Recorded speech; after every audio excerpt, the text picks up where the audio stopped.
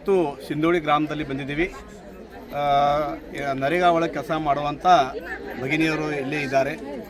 ಈಗ ಹೊಸ ಯೋಜನೆ ಪ್ರಕಾರ ಕೇಂದ್ರ ಸರ್ಕಾರ ನರೇಂದ್ರ ಮೋದಿಜಿಯವರ ನೇತೃತ್ವದಲ್ಲಿ ಇವತ್ತು ಹೊಸ ಯೋಜನೆ ಜಾರಿಯಾಗಿದೆ. ಜಿ ರಾಮ್ಜಿ ಇದು 125 ದಿವಸ ಕೆಲಸ ಕೊಡುವಂಥ ವ್ಯವಸ್ಥೆ ಈ ಯೋಜನೆಯಲ್ಲಿ ಇದೆ.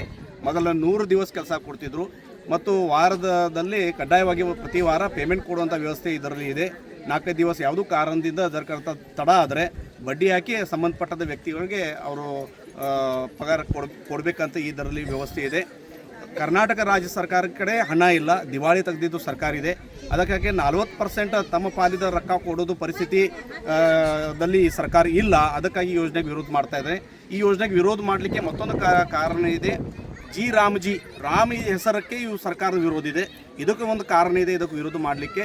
ಹೀಗಾಗಿ ನಾವಿಲ್ಲಿ ಉದ್ಯೋಗ ಖಾತ್ರಿ ಕೆಲಸ ಮಾಡುವಂಥ ಭಗಿನಿಯರು ಕೂಡ ಇಲ್ಲೇ ಇದ್ದಾರೆ. ಅವರು ಕೂಡ ತಮ್ಮ ಅಭಿಪ್ರಾಯನೂ ವ್ಯಕ್ತಪಡಿಸ್ತಾರೆ.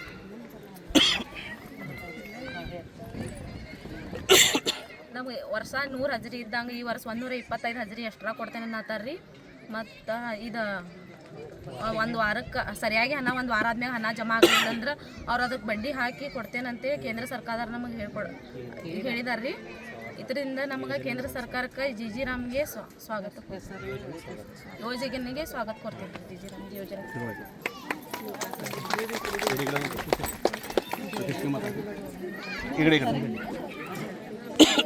ಇವತ್ತಿನ ದಿವಸ ಕೇಂದ್ರ ಸರ್ಕಾರದ ಮಹತ್ವಾಕಾಂಕ್ಷಿ ಯೋಜನೆಯಾದ ನರೇಗಾ ಯೋಜನೆಯ ಹಾಗೆಲ್ಲ ನಮ್ಮ ಕಾರ್ಮಿಕರ ಜೊತೆ ಒಂದು ಸಮಾಲೋಚನೆ ಸಭೆಯನ್ನು ಇವತ್ತಿನ ದಿವಸ ನಮ್ಮ ಹಿರಿಯರ ಸಮ್ಮುಖದಲ್ಲಿ ಹಮ್ಮಿಕೊಂಡಿದ್ದು, ಈ ಯೋಜನೆಯ ಒಂದು